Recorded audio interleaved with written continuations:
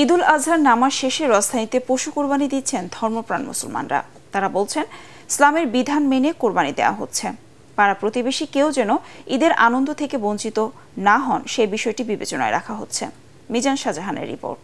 Walton fridge কিনে অনেকের মতো আপনিও হয়ে যেতে পারেন মিলেনিয়াল। সেরা পণ্যের সেরা অফার। ইমান আলীর বাড়ি ব্রাহ্মণবাড়িয়া। ৭০ বছর ধরে ঢাকার বাসিন্দা। ৯০ বছর বয়সী ইমান আলীর কোরবানি দেওয়ার সামর্থ্য নেই। ব্রাহ্মণবাড়িয়ায় বাড়ি, ঢাকা শহরে শিল্পপতি এমন একজনের দাওয়াতে কোরবানির মাংস নিতে এসেছেন তিনি।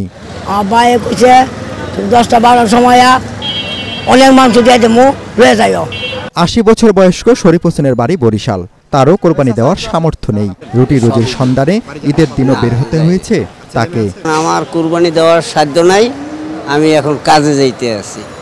এসব অসচ্ছল মানুষ যেন ঈদের আনন্দ থেকে বঞ্চিত না হন সেই বিষয়টি লক্ষ্য রেখেই কোরবানির মাংস বন্টন করা হবে বলে জানান ধর্মপ্রাণ মুসলমানরা। সৃষ্টিকর্তাকে সন্তুষ্টির উদ্দেশ্যে আর কি কোরবানিটা দেই। তো আমাদের কোরবানির উদ্দেশ্যটা যেন সবাই যেভাবে কোরবানি দেওয়া উচিত সেভাবে পালন করে।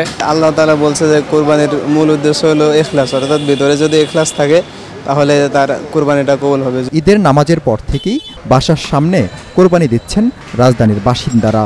পশুর দাম বেশি হওয়ায় এবার অনেকেই কোরবানি দিচ্ছেন দলগতভাবে।